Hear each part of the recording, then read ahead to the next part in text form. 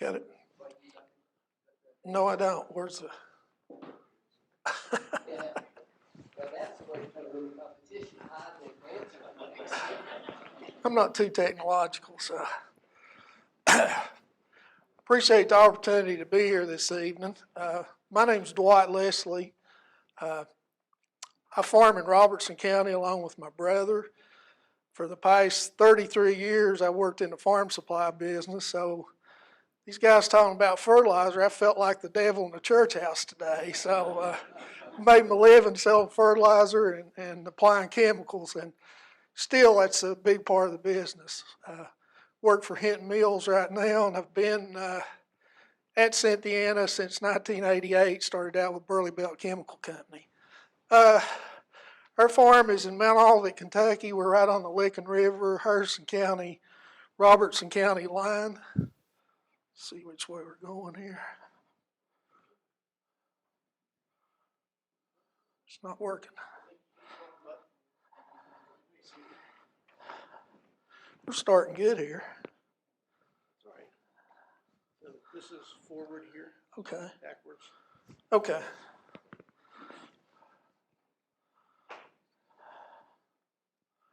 Okay, we purchased the farm where I live in 1988. There's 290 acres.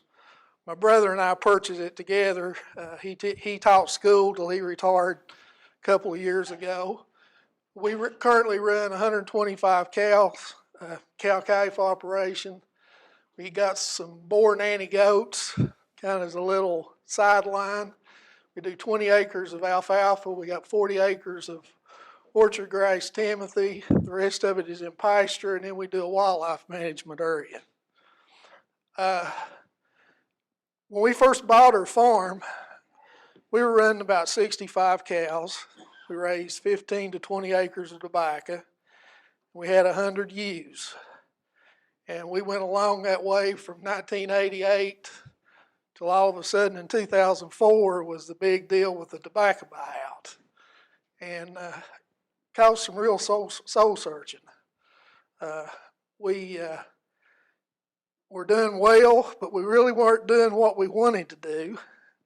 And my brother and I had a discussion, and he said, well, what do we want to do? And I said, I don't know, but, you know, it's a double deal. Whatever I do, you do, or vice versa. So we made the decision. We went in the dairy business. So in 2007, we built a 72 by 120 freestyle dairy barn. We milked 100 cows, had 75% Holsteins, 25% brown Swiss. We raised all of our calves, sold steers and heifers, and we did really well. Milk when we started was $12.75 a hundred, which was on the low side. Got up in about 3 or 4 years, we were getting in the 20s for it, which was really good. And then all of a sudden, some things happened in the dairy industry, and it started going the other way really quick. So one morning, about 3:30, he taught school, and I worked in farm supply, so we milked before we went to work, and then milked in the afternoon. So one morning about 3 o'clock, he and I were in the barn getting ready to milk, and he looked at me and he said, you think this is really smart? And I said, well, it's been fun while it was good, but it's going the other way quick.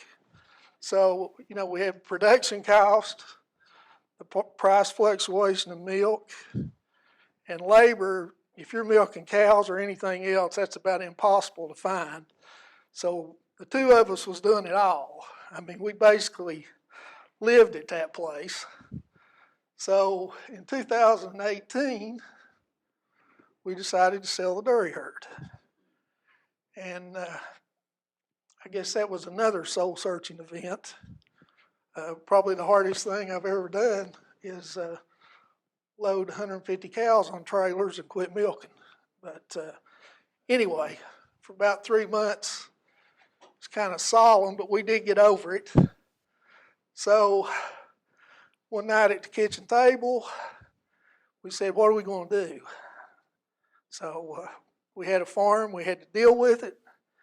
Both of us were still working, and I said, I don't care what we do, but make sure it works for us. We're not going to let the farm dictate what we do. So we did some thinking, where do we want to go? What can we do to manage that we can manage ourselves and do? How can we use the facilities? Because we spend a lot of money on feed pads, hay barns, and all that. And then basically what are we going to do to stay the course? So we talked about this for probably a month, and we basically swapped dairy cows to beef cows. So in a short period of time, through some dispersal sales and buying heifers, we come up with 125 cows. And Dr. Anderson may not agree with me on this, not many people do, but the farm we've got, dairying will make you think a lot about your forages. Because when you're trying to feed 150 or 200 cows, you got to get at it. And we're running that many cow units on those acres, so it's pretty tight. So I had some friends in Mississippi, and he said, why don't you buy some red Brangus bulls and put on those cows? So I went to Mississippi and picked up 3 red Brangus bulls. We put them on cross cows. And even on fescue, the first year, we had a 98% calf crop. In the last 3 years, I've had a 98% calf crop. So I'm still using Brangus bulls. I found out as long as you got a load of them, it don't matter what color they are. It's just a matter of having numbers to put together. So that's kind of where we're at right now. We have basically, I've about culled all the cows I bought. We've been keeping heifers, and these are some of the heifers we're keeping out of cross cows. I've got, these are the cows we're doing. We're weaning 590, 600-pound cows with no feed, creek feed, or anything. So it's working out pretty decently. This was the inside of the freestall dairy barn that we have. We had feed bunks up each side of it, and it's concrete, so it was ideal to background calves in. So what we usually do is we wean our calf crop in November. I background them and we sell them in January. Then I'll go buy 40 to 50 more head of feeders and put in the barn and feed them till spring, and then we sell them to be back on grass. Like I said, we're just using cross cows. This cow here, the year before we quit milking, I put 2 Hereford bulls in with some brown Swiss cows. So we kept 15 heifers out of them. And they've just kind of been a keepsake, I guess, but they've done a real good job with calves. The goal that I've got is to feed no more than 90 days. And so far, ever since we went back into beef cow calves, we haven't had to feed more than that. This year is going to be a struggle. Usually feed December through February is what I'm looking at. Hay-wise, I roll about 1,400 rolls of grass hay. We put up about 3,500 square bales. I square bale alfalfa, and then I'll roll alfalfa or orchard grass Timothy and red clover.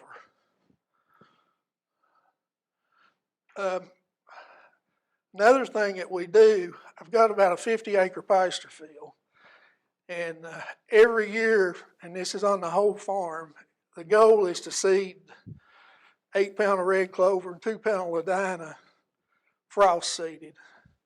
And one way or the other, we usually get it done. Well, I usually cut it for hay the first time and then let it recover and turn the cows in on it. So I had 50 acres that we rolled the hay off of, and just last week I've turned the cows in on it in 10-acre sections that were strips grazing. This is the alfalfa crop. One thing about working how I have over the years is I get exposed to several products, and by doing that I can try them out. So I've tried several varieties of alfalfa. I've been using the grazing varieties because I can mow them for hay and then graze them. All of our hay is stored inside. I don't, none of the rolls are left out. Summertime, we depend heavily upon summer annuals, and that's what we usually graze in the hot months, July and August. This is a field of Marshall ryegrass. It seems to last better this far north, and I've never had freeze-out problems. Only problem I've had this time, I drilled 30 acres Labor Day weekend. It came up and it's died because of dry weather. This is some spring stuff. This was a field of oats, ryegrass, and clover. This is a field of wheat and crimson clover that we've used. This is a field of ryegrass, oats, and crimson clover. This is my favorite one here. It seems like it turns out better than anything we do. I usually either wet wrap it or dry roll it for hay. One lesson that I've learned over the years, of course I like to sell fertilizer, but I found out we're putting on too much in a single application. It's better to put it on more than once. So what I've been doing, and maybe I'm fudging, I'm like a trader watching the stock market. When fertilizer gets cheap, that's when I usually do it.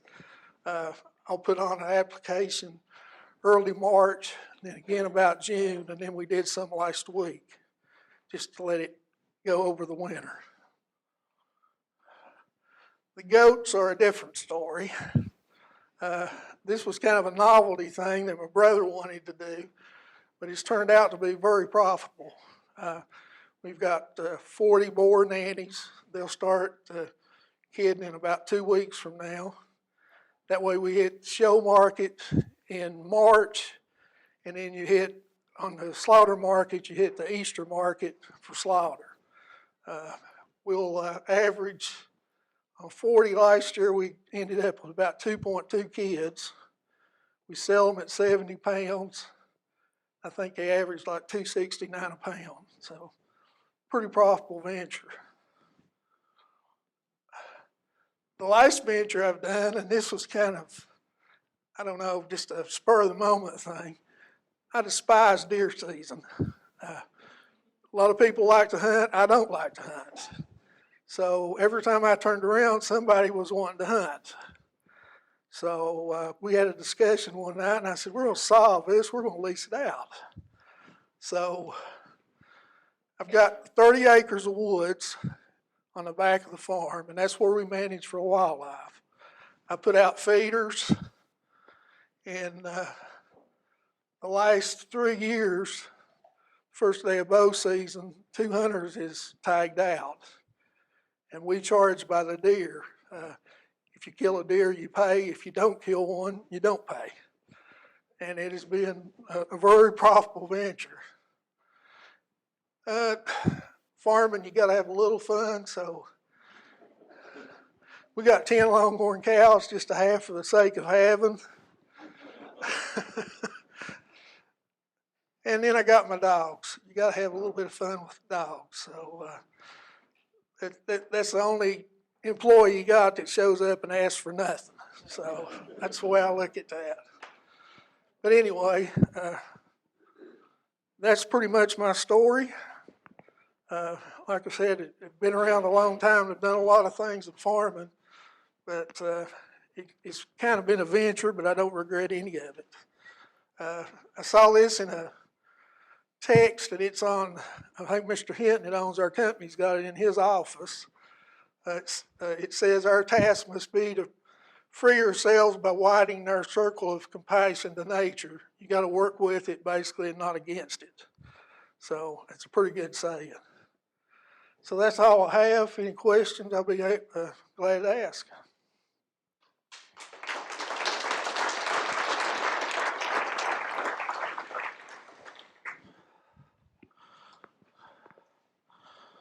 Right in the back here, Dwight. Yes, sir. My summer annuals, brown midrib is my favorite.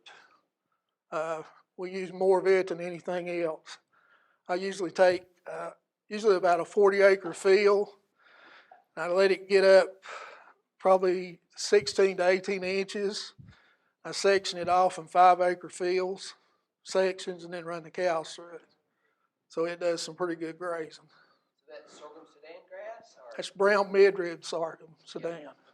Okay. I like it a lot better than the old sorghum Sudan. It seems like you get better gains off of it. Straight sorghum. That's what we've been doing. I move them every probably 2 days, so it'll last about a month. Usually put about 50 units of nitrogen after the first round. That way it'll come back. How many rounds do you get? How many grazings? Well, on a 100 cow, 100 cows, basically you're going to get, I'll get 8 turns, 2 months. Yeah. Yeah. Uh-huh. Every goat that we had was sold off the farm. We never had one goat go to market. I think there was, out of the 40 nannies, we had 86 kids. 43 of them were sold for show goats. There was a few sold for breeding purposes, and the rest of them were sold for meat goats. How did people find out to come to your farm? I don't know. It just kind of happened that my brother's done a lot with goats. And, sales transaction. Yeah. That's a lot of work. The only problem we had, and I'll tell anybody getting in the meat goat business, and I'm not saying anything about ethnicity or anything like this, but there's a big market for meat goats in Cincinnati. So that was been about 2 years ago. One Saturday afternoon, this guy pulled up in a car, and he said, "I want 2 goats." Okay. I was the only one there, of course. So we go to the barn, and he picks his goats out, and we go back, and I said, "What are you going to do with them?" And he said, "I'll take care of them." So I turned around, they faced the east sun, and he cut their throats. And he threw them in the trunk of the car. So that happens no more. So you can tell us what's some sale barns that are close by where you sell goats? I know there's a few markets, right? Oh, there's a lot of markets. Richmond, Paris. Okay, Paris. Yeah. So you can get pretty decent prices at the sale barn. Yeah. Do you pasture the goats or do you keep them up? We pasture. That's one thing that's worked better than I thought. You can graze your pastures, and when the cows are gone, turn the goats in, and they do a lot of cleanup work. We have very few, we don't have to do much weed control. That's what they actually like. So, fortunately, we've got woven wire field fence on most of the farm, and I've got a lot of the fields cross-sectioned with it, and we use a lot of hot wires, but we have no problem with goats and the fencing. Sure don't. Yeah, we take care of them regularly. I set up a call on a Friday night and kill 3 or 4. I mean, yeah. Okay, anything else?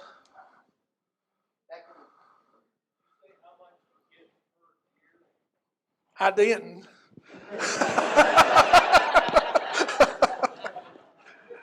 I charged $1,000 for a buck, $500 for a doe. And I've got people waiting to go hunting. Another question over here. Yes, sir. How about coyotes and goats? We don't have a lot of problems. The way I work, I'm out a lot at night checking cows. And yeah, and I usually keep a shotgun on the tractor, and I've killed a lot of coyotes at night. And I've got dogs that they kind of take care of them too. So anybody with a small acreage, I'd highly recommend the goats. They're not that hard to do.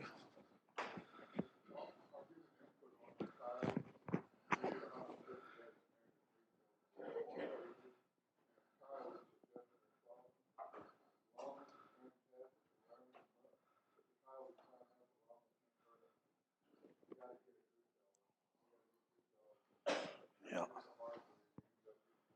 Yeah. Okay.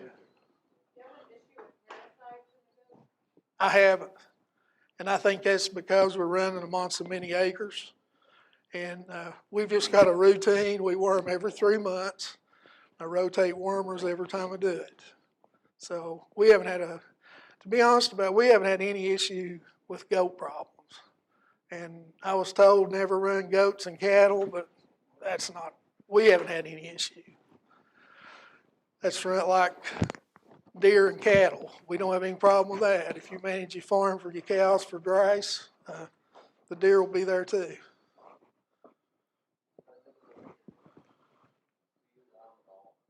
Do I what? The goats? Yes, every 3 months. Yeah. Dwight, you said you rotate the wormers so you don't get a resistance. Right. Yeah. Let's get Dwight there. Yes.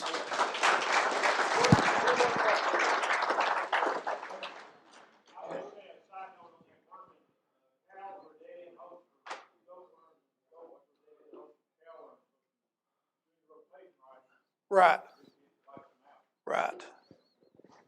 I don't use generic wormers on anything. I know it's a big sales item, and a lot of these guys will tell you there's no difference, but there is a difference. So we don't use any generics, period. Okay, thank you very much.